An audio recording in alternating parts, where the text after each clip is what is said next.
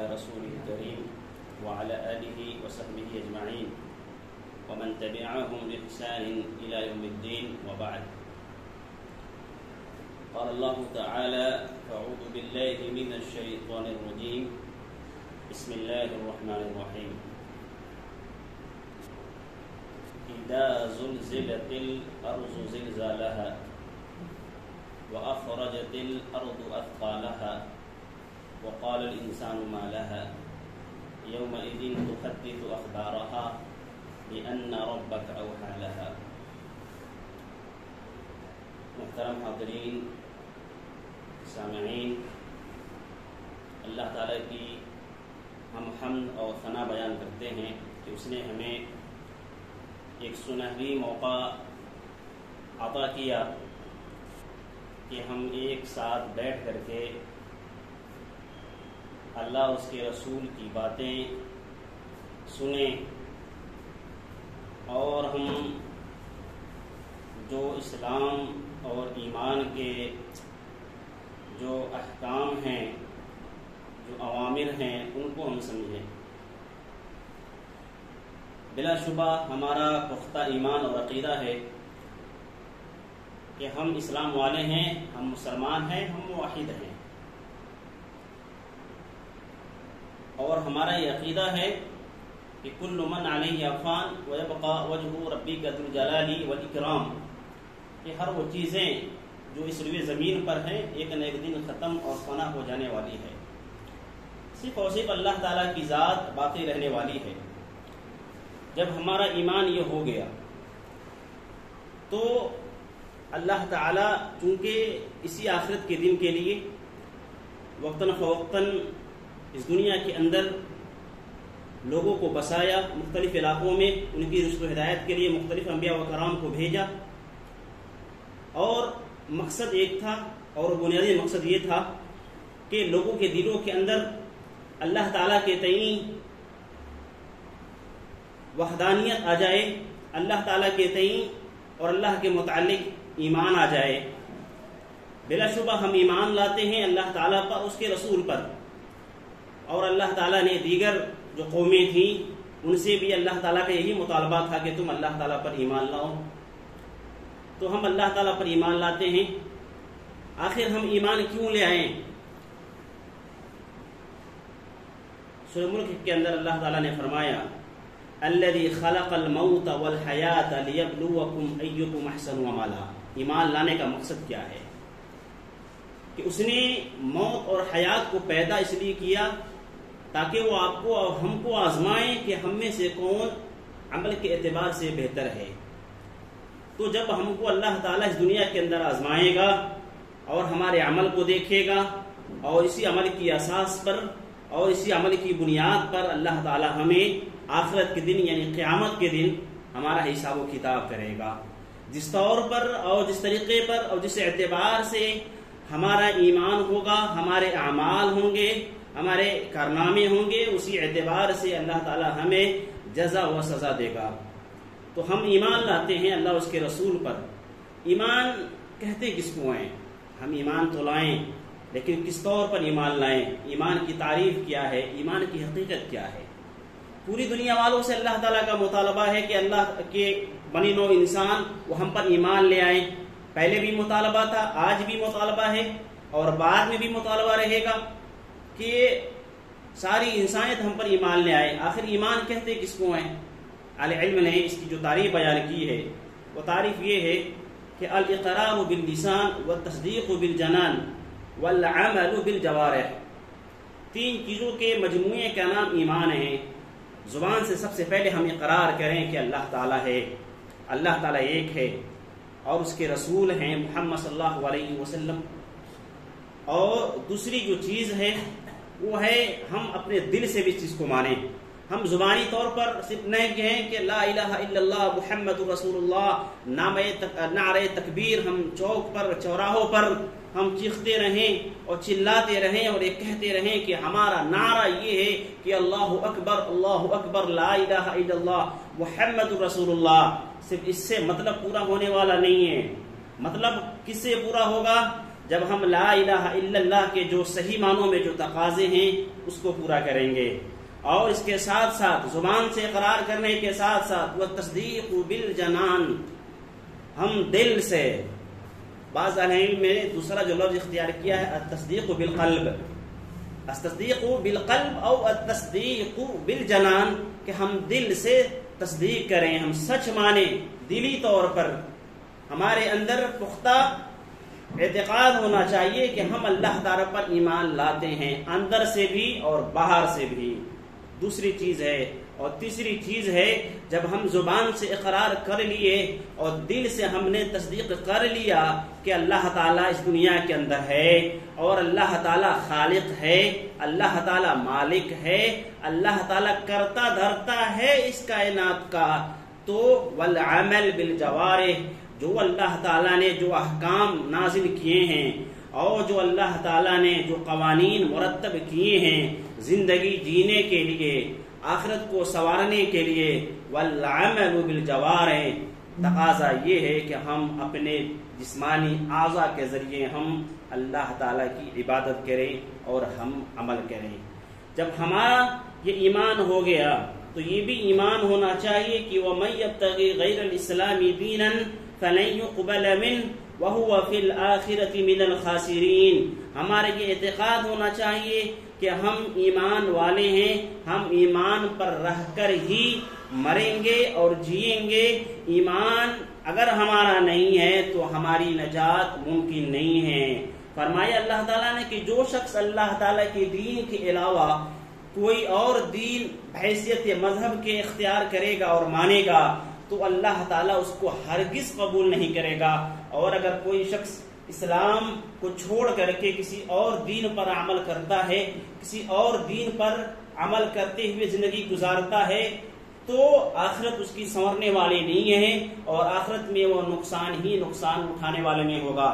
علماء کہتے ہیں کہ اللہ تعالیٰ نے مختلف انبیاء و کرام کو بھیجا، حضرت موسیٰ علیہ السلام کو بھیجا ہو اللہ تعالیٰ، یا حضرت عیسیٰ علیہ السلام کو اللہ تعالیٰ بھیجا ہو، لیکن بھیجنے کے بعد اللہ تعالیٰ نے وصیت کیا حضرت موسیٰ کو بھی اور حضرت عیسیٰ کو بھی کہ تم اپنی قوموں کو بتلاؤ، تم اپنے لوگوں کو بتلاؤ کہ تمہارے بعد یا آخری نبی جو اس روئے زمین پر جو آنے والے ہیں وہ اسمہ محمد، ان کا نام محمد ہوگا، اور اس کے بعد جو ہماری قومیں ہوں گی یا تمہاری آنے والے جو نسلیں ہوں گی، تم اپنی نسلوں کو، تم اپنی اولادوں کو، تم اپنی قوم کو، تم اپنے لوگوں کو یہ بتاؤ گے کہ آخر میں محمد مصطفیٰ صلی اللہ علیہ وسلم ہوں گے، اور ان پر تم ایمان لانا اور ان کو تم اپنا آخری نبی اور رسول ماننا۔ قرآن کے اندر بھی چیز کو ذکر کیا گیا ہے، حضرت عیسیٰ علیہ السلام سے بھی یہی کہا گیا کہ تم اپنی قوموں کو بتلانا۔ ایسی بات نہیں ہے کہ حضرت موسیٰ علیہ السلام یا حضرت عیسیٰ علیہ السلام نے اپنی قوم کو نہیں بتائے ہوں گے کہ آخری نبی محمد صلی اللہ علیہ وسلم ہوں گے۔ جب اللہ کے انبیاء نے یہ اپنی قوموں کو بتلا دیا کہ آخری نبی محمد صلی اللہ علیہ وسلم ہے تو ان کا حق پورا ہو گیا۔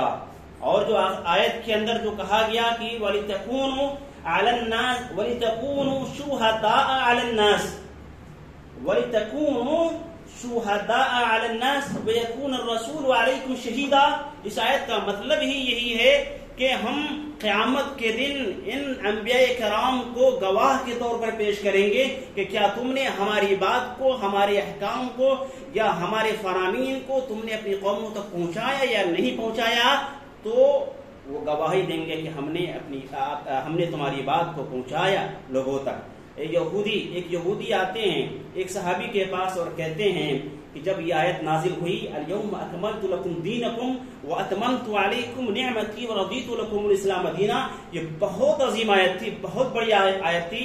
یہودی شخص کیا کہتا ہے وہ صحابی سے کہ اے فلاں، اگر یہ آیت ہم لوگوں پر نازل ہوئی ہوتی تو ہم لوگ اس دن کو عید کا دن مناتے، اور ہمیں معلوم ہونا چاہیے کہ یہ آیت جس دن نازل ہوئی وہ عرفہ کا دن تھا، عرفہ کا دن تھا۔ عرفہ کا دن 9 ذی الحجہ کو جو ہوتا ہے، عرفہ کا دن وہ عرفہ کا دن تھا، اور اس دن خاص طور پر اور اس دن اتفاق سے کہیے کہ وہ جمعے کا دن تھا۔ وہ صحابی عرض کرتے ہیں کہ تم عید مناتے ہیں، ہمارے تو عید کے دن ہی آیت نازل ہوئی ہے. ہم تو بہت خوش نصیب ہیں کہ تم ایک دن عید منا رہے ہو، ہم تو ہفتے میں 4 دن، اور ہم پورے سال بھر عید مناتے ہیں اور عید منائیں گے، اور قیامت تک ہم اس آیت کو لے کر کے عید مناتے رہیں گے. تو بتائیے یہ رشک تھا ایک یہودی شخص کا اس آیت کے تعلق سے. گویا کہ وہ یہودی شخص بھی مان رہا ہے کہ یہ بحیثیت دین یہی آخری دین ہے. اس آیت کے اندر یہی کہا گیا کہ الیوم اکملت لکم دینکم واتممت علیکم نعمتی ورضیت لکم الاسلام دینا. اس آیت کے اندر یہی کہا گیا کہ بحیثیت دین کے آخری دین یہی مذہب اسلام ہے. تو اس یہودی شخص کو رشک تھا. گویا کہ ایک حسد کہہ سکتے ہیں، دینی اعتبار سے اس شخص کے اندر حسد تھی، اور اس نے اپنی اس حسد کا اظہار کیا ایک صحابی کے سامنے. تو یہ ماجرا ہوا. تو اصل ہم موضوع کی طرف آنا چاہتے ہیں کہ جب ہمارا پختہ ایمان اور اعتقاد ہو گیا کہ ہم ایمان لانے والے ہیں اور بغیر ایمان کے نجات ہمارے لیے ممکن نہیں ہے، تو میرے بھائیوں جب نجات ممکن نہیں ہے تو کیا ہم اپنے اس ایمان کو محفوظ رکھنے کے لیے یا بچانے کے لیے کچھ کرتے ہیں؟ امام احمد بن حنبل کہتے ہیں ایمان کے تعلق سے کہ الایمان یزید بالطاعہ وینقص بالمعاصی، کہ ایمان ایسا نہیں ہے کہ کوئی ایمان لایا اور ایمان لا کر کے بیٹھ گیا. میرے بھائیوں ایمان گھٹتا ہے اور ایمان بڑھتا ہے. امام احمد بن حنبل نے کہا کہ ایمان کیسے گھٹتا ہے اور کیسے بڑھتا ہے؟ جب آپ اطاعت کریں گے، جب آپ نیک اعمال کریں گے تو آپ کے نیک اعمال کے ذریعے آپ کے ایمان کے اندر اضافہ ہوگا. جب آپ برائی کریں گے تو آپ کا ایمان گھٹتا جائے گا، ایمان کے اندر کمی آتی جائے گی. لہذا ایمان کو بڑھانے کے لیے آپ زیادہ سے زیادہ نیک اعمال کریں. تو جب ہمارا ایمان ہو گیا تو ہمارے اس بات پر بھی ایمان ہے. ایمان کے جو ارکان ہیں، ایمان کے جو مراتب ہیں، ہم تمام مسلمانوں کو خاص طور پہ ایمان اور اسلام کے جو بنیادی اہم ارکان ہیں معلوم ہونا چاہیے. ایمان کے ارکان کتنے؟ ایمان کے ارکان 6 ہیں. قرآن کے اندر بھی کہا گیا کہ الایمان باللہ، سب سے پہلے اللہ تعالیٰ پر ایمان لانا. اس کے بعد الایمان باللہ و ملائکتہ، اس کے فرشتوں پر ایمان لانا، و کتبہ، اس کی کتابوں پر ایمان لانا، اس کے رسولوں پر ایمان لانا 4. اور اس کے بعد وبالقدر علی خیرہ و شرہ، تقدیر پر ایمان لانا. جو بھی ہمارے ساتھ ہوتا ہے، جو بھی حادثہ ہوتا ہے، جو بھی گھٹنا ہوتا ہے، ہم ایمان رکھتے ہیں کہ یہ اللہ تعالیٰ کی طرف سے ہے، کسی اور چیز کی طرف سے نہیں ہے. تو یہ تقدیر ہے جو 5ویں چیز ہے. اور آخری چیز اور 6ٹھی چیز جو آج کا ہمارا موضوع ہے، یوم آخرت وبالیوم الآخر، اور آخرت پر ایمان رکھنا. ایمان کا تعلق آخرت سے ہے اور آخرت کا تعلق ایمان سے ہے. جب ہم ایمان رکھیں گے تب ہم آخرت کے دن کو مانیں گے. اور یوم آخرت کو ہم کب مانیں گے؟ جب ہمارے اندر ایمان ہوگا. تو ہم یوم آخرت کے لیے کیا تیاری کیے ہیں؟ اس دنیا کے اندر جیتے ہیں، اور ہر علم نے جو ایک باب باتا ہے کہ الشہود یا شہود یوم القیامہ، آخرت کے دن کے گواہ کچھ لوگ ہوں گے، آخرت کے دن کے لیے گواہی دینے والے ہوں گے. شہود یوم القیامہ. تو ہم اپنے ایمان کی سالمیت کے لیے ہم کیا کیا کر رہے ہیں؟ کہیں ایسا نہ ہو کہ ہمارا ایمان خطرے میں پڑ جائے، کہیں ایسا نہ ہو کہ ہمارا ایمان سالم نہ رہے، کہیں ایسا نہ ہو کہ ہم جو اعمال کریں، اچھے اعمال کریں یا برے اعمال کریں، تو ہمارے خلاف جو شہود یوم القیامہ ہیں وہ ہمارے خلاف قیامت کے دن، محشر کے دن گواہی دینے نہ لگے. بہت بڑی بات میں کہنے جا رہا ہوں.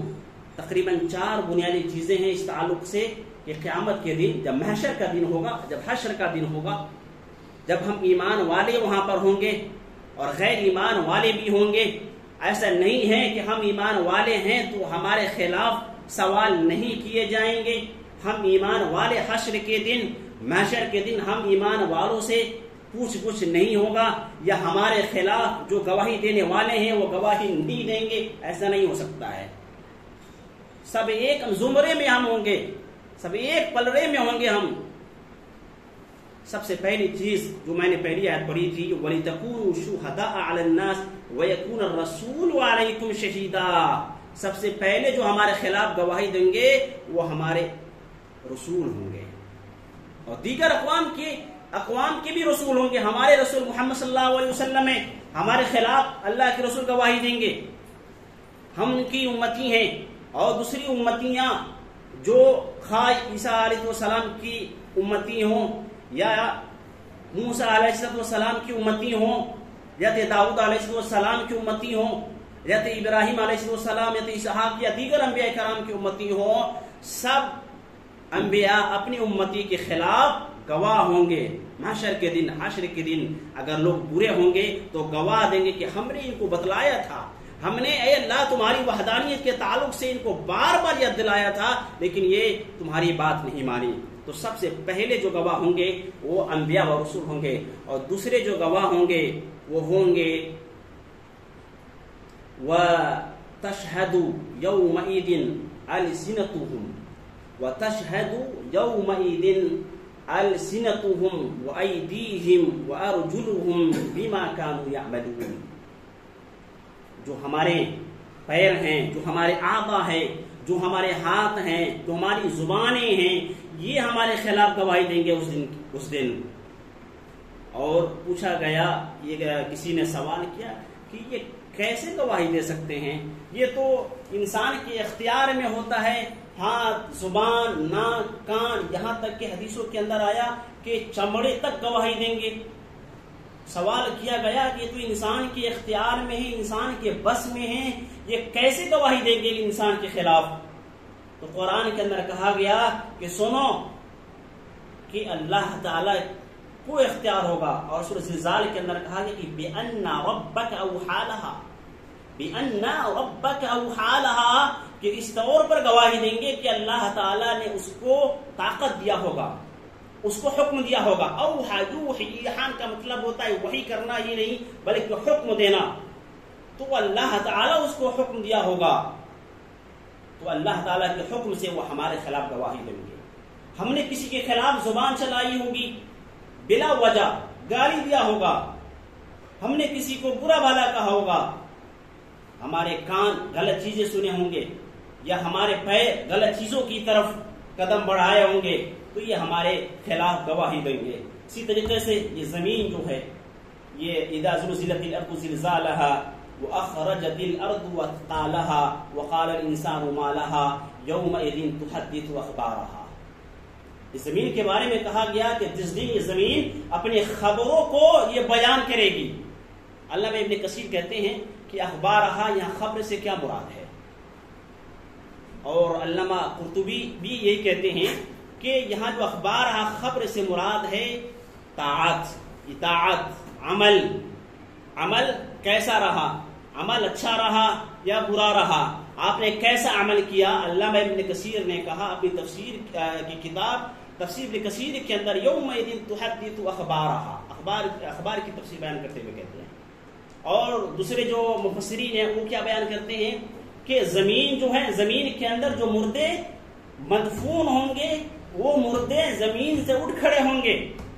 دوسرے مفسرین جو اس کی تفسیر میں بیان کرتے ہیں کہ وہ مردے زمین سے اٹھ کھڑے ہوں گے اور تیار ہو جائیں گے۔ وہ ایک زمین مردے کو باہر کھڑا کر دے گی اور اس کو سامنے بیان کرے گی، وہ اللہ کے سامنے اس کو لا کر کے زمین کھڑا کر دے گی، اور وہ اللہ تعالیٰ سے وہ کہے کہ اس کے مطابق بیان کرے گی، اس کے خلاف بیان کرے گی۔ یومئذ تحدث اخبارها بأن ربك أوحى لها يومئذ يصدر الناس اشتاتا ليروا أعمالهم فمن يعمل مثقال ذرة خيرا يره ومن يعمل مثقال ذرة شرا يره۔ قرآن مجید کی دوسری آیت کے اندر بھی ہے نا کہ کیا ہو گیا اس کو، اس زمین کو کیا ہو گیا ہے کہ زمین بتائے گی چھوٹی سے چھوٹی گناہوں کو، چھوٹے سے چھوٹے گناہوں کے بارے میں وہ زمین بیان کرے گی کہ یہ شخص زمین پہ چلتا پھرتا تھا، میری زمین پہ میرے اوپر چلتا پھرتا تھا اور ایسے ایسے گناہوں کو کرتا تھا۔ انسان تعجب کرے گا کہ کیا ہو گیا انسان کو، ما لہذا لا یغادر صغیرۃ ولا کبیرۃ الا احصاها، اس کو کیا ہو گیا ہے کہ نہ تو اس نے چھوٹے گناہ کو چھوڑا نہ بڑے گناہ کو چھوڑا، سب کو اس نے شمار کر دیا ہے، سب کو اس نے ایسا کیا ہے اور گن کر کے رکھے ہوا ہے اور یہ بیان کر رہا ہے۔ تو حال یہ ہے میرے بھائیوں، آج ہم زمین پہ رہتے ہیں، نہ جانے کتنی ہم برائیاں کرتے ہیں، یا وہ لوگ جو زمین پر رہ کر کے اللہ تعالیٰ کی زمین پر رہ کر کے ناحق فساد برپا کرتے ہیں، ناحق قتل و غارت کرتے ہیں، ناحق نفس کو، ناحق جان کو ہلاک کرنے کی کوشش کرتے ہیں، ہلاک کرنے کے در پہ رہتے ہیں، کیا ان کے دل کے اندر اللہ تعالیٰ کا خوف ذرہ برابر بھی نہیں ہے کہ میں کسی نفس کو بلا وجہ مار رہا ہوں، میں کسی نفس کو بلا وجہ قتل کر رہا ہوں اسی سرزمین پر، اور یہی زمین کل قیامت کے دن ہمارے خلاف گواہی دے گی. من قتل نفسا بغیر نفس او فساد فی الارض فکأنما قتل الناس جميعا. نہ کسی نفس کو اگر کوئی قتل کرتا ہے، کسی نفس کو کوئی ہلاک کرتا ہے کسی بھی وجہ بلا وجہ سے، قرآن کے اندر کہا کہ بغیر نفس، من قاتل نفسا بغیر نفس یعنی بغیر قصاص. اسلام کے اندر ہے کہ اگر آپ کے کسی رشتہ دار کو، آپ کے بھائی کو کسی نے اگر مار دیا ہے اس کا قصاص ہے، جو اسلامی شریعت کے اندر جو احکام میں قصاص کے طور پر اس کو قتل کیا جا سکتا ہے. لیکن بغیر قصاص کے، بغیر نفس کے اگر کوئی بلا وجہ کوئی اگر کسی کو قتل کرتا ہے تو شریعت اسلامیہ کسی بھی طور پر اجازت نہیں دیتی ہے اور اس کو ظلم گردانتی ہے. من قتل نفسا بغیر نفس فکأنما قتل الناس جميعا. کتنا بڑا گناہ ہے. گویا کہ اگر کسی نے ایک نفس کو، ایک شخص کو کوئی اگر قتل کرتا ہے، جان سے مارتا ہے، تو کیا کہا گیا؟ فکأنما قتل الناس جميعا. گویا کہ پوری انسانیت کو، پوری دنیا کے لوگوں کو اس نے قتل کیا. تو یہ بہت بڑا گناہ ہے. تو میرے بھائیوں، ہمیں سوچنے کا مقام ہے، غور کرنے کا مقام ہے کہ کسی کو بلا وجہ ہم کسی کے اوپر ظلم کریں، کسی کے اوپر بلا وجہ ہم ظلم کریں. ایسا نہیں ہے کہ صرف ہم قتل کریں. قتل کے بارے میں قرآن کے اندر کہا تو ایسی بات نہیں ہے. اور دوسری روایات کے اندر بھی ہے کہ اگر آپ نے ہڑپ کر کے کسی کی زمین کو آپ نے قبضہ کیا ہو، کسی کی زمین کو لیا ہو، کسی کی دکان کو چھینا ہو، بلا وجہ ظلم کے طور پر کسی پر ناحق ظلم کیا ہو، کسی کو ایک تھپڑ بھی مارا ہو، یا اور بھی ظلم کے بہت سارے دائرے ہیں. تو جتنے بھی دائرے ہو سکتے ہیں ظلم کے، سب اس کے اندر آ گیا اور سب اس کے آپ کے خلاف گواہی دیں گے. آپ اپنے ہاتھوں کے سامنے کوئی کام کیے ہوں گے، آپ اپنی آنکھوں کے سامنے کوئی کام کیے ہوں گے، آپ کے پیر گواہی دیں گے جب آپ اپنے پیر سے کوئی ظلم کا کام کیا ہوگا. تو یہاں پر ہمیں غور کرنے کی بات ہے کہ کہیں ایسا نہ ہو کہ ہم ایمان لائیں اپنی سالمیت کے لیے، اپنی آخرت کو بچانے کے لیے، سنوارنے کے لیے، اور کہیں ہمارا ایمان اور ہم نے دنیا کے اندر اپنے ایمان کو بچایا نہیں، دنیا کے اندر ہم نے اپنے ایمان کو محفوظ رکھا نہیں، اور نتیجہ یہ نکلا کہ یہ ہمارا ایمان بھی اس آخرت کے دن، محشر کے دن کوئی کام نہیں آئے گا. اگر ہم نے آج ہی اپنے ایمان کے بارے میں سوچا نہیں تو آج ہی سے ہم اپنے ایمان کے بارے میں سوچیں کہ ہمارا ایمان بچا رہیں. ہم یہ نہ سوچ لیں کہ ہم مومن ہیں، مسلم ہیں، کہ من قال لا الہ الا اللہ دخل الجنہ، کہ کچھ بھی وہ اللہ تعالی ہمیں سزا دے گا، سزا کے بعد تو جنت میں جانا ہی ہے. اور بعض اہل علم تو جو ہیں غیر طریقے سے، غیر مناسب طریقے سے جو تشریح کرتے ہیں، حدیثوں کی تشریح کیا کرتے ہیں، عمل کرو یا نہ کرو، نماز پڑھو یا نہ پڑھو، لا الہ الا اللہ تم نے کہہ دیا بس جنت میں داخل ہو گئے. استغفر اللہ، نعوذ باللہ. اس کی تفسیر یہ نہیں ہے من قال لا الہ الا اللہ دخل الجنہ. اہل علم اس کی تفسیر میں بیان فرماتے ہیں، تشریح کرتے ہوئے کہتے ہیں کہ ٹھیک ہے مومن جنت میں داخل ہوگا، لیکن جو اس کے اوپر سزا جو مرتب ہوں گی اللہ تعالیٰ کی طرف سے، وہ سزا پانے کے بعد وہ تب جا کر کے جنت میں داخل ہوگا. وہ لمبی بحث ہے کہ ہر نبی اپنی امتی کے لیے سفارش کریں گے، لیکن کب سفارش قبول ہوگی؟ نبی کی بھی سفارش قبول نہیں ہوگی. اور بھی فرمایا کہ فرشتوں کی بھی سفارش قبول نہیں ہوگی، یا آپ کے خاص مقرب جو اولیاء ہوں گے ان کی سفارش بھی قبول نہیں ہوگی. الا من اذن له الرحمن، مگر جس کے لیے اللہ تعالیٰ اجازت دے دے. تو ہم یہ اپنے ذہن سے نکال دیں کہ ہم نبی کے امتی ہیں، نبی ہمارے لیے سفارش کر دیں گے، ہم جنت میں چلے جائیں گے. نہیں میرے بھائیوں، سفارش اس وقت تک ممکن نہیں ہے جب تک کہ ہمارا ایمان اور ہمارے اعمال صحیح اور درست نہیں ہوں گے. آئیے اللہ تعالیٰ سے دعا کرتے ہیں اور تحیہ کرتے ہیں کہ الہ العالمین دنیا کے اندر ہمارے ایمان اور اسلام کو محفوظ رکھ. اے اللہ تعالیٰ اس دنیا کے جتنے فتنے اور فساد ہوتے ہیں ان تمام فتنے اور فساد سے ہمیں محفوظ رکھ. اے اللہ تعالیٰ اس دنیا کو زندہ رکھے، جب تک زندہ رکھ ایمان اور اسلام پر زندہ رکھ. وآخر دعوانا الحمد للہ رب العالمین.